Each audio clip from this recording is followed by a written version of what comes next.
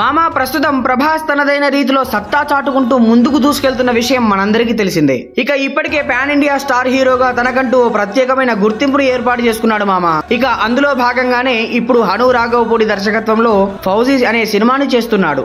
ఇక ఈ సినిమా తర్వాత కల్కి 2 సినిమాను తెరకెక్కించే పనిలో ఉన్నాడు నాగశ్విన్ కూడా చాలా బిజీగా ఉన్నాడు మామా. ఇక ఇప్పటికే ఈ సంవత్సరం వచ్చినటువంటి కల్కి సినిమా భారీ సక్సెస్ ని అందుకుంది. దానికి ఏమాత్రం తీసిపోకుండా ఇప్పుడు కల్కి 2 సినిమాతో ప్రేక్షకుల ముందుకు రావడానికి సన్నాహాలు చేస్తున్నట్టుగా తెలుస్తుంది.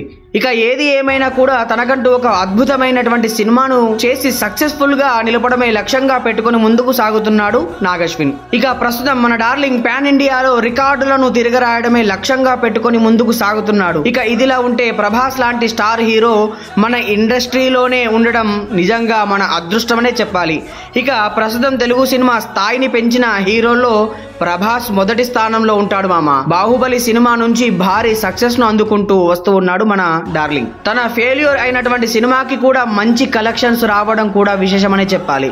ఇక ఇదే క్రమంలో ఆయన వరుస సక్సెస్ లను అందుకుంటూ ముందుకు దూసుకెళ్తే మాత్రం పాన్ ఇండియాలో నెంబర్ 1 హీరోగా తనే ఎదుగుతాడు అని చెప్పడంలో ఎంత మాత్రం అతిశయోక్తి లేదు మామ. ఇంకా కల్కి 2 సినిమా కోసం ఆయన స్పెషల్ కేర్ తీసుకోవాల్సిన అవసరం కూడా రావచ్చు అని దర్శకుడు నాగశ్విన్ కూడా చెబుతున్నారు. ఎందుకంటే ఈ సినిమాలో తన క్యారెక్టర్ పెద్దగా ఉంటుందట.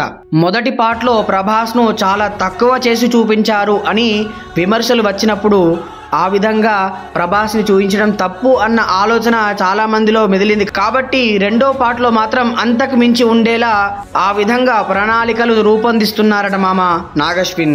చూద్దాం మరి కల్కి 2 భారీ విజయం సాధిస్తుందా లేదా, ప్రభాస్ పై పడ్డటువంటి ఆ మచ్చ తక్కువగా చూపించారన్నట్టుగా ఆ మచ్చ పడింది కదా, ఆ మచ్చను తొలగిస్తాడా లేదా అనేది నాగశ్విన్ మీద ఆధారపడి ఉంటుంది మామ. అంతే మామ మాట్లాడుకోవాల్సినటువంటి విషయాలు. ఈ వీడియో మీకు తప్పకుండా నచ్చుతుందని భావిస్తున్నాను మామ. ఈ వీడియో మీకు నచ్చినట్లయితే లైక్ చేయండి, షేర్ చేయండి, సబ్స్క్రైబ్ చేయండి, బెల్ ఐకాన్ని క్లిక్ చేయండి మామ. జై హింద్.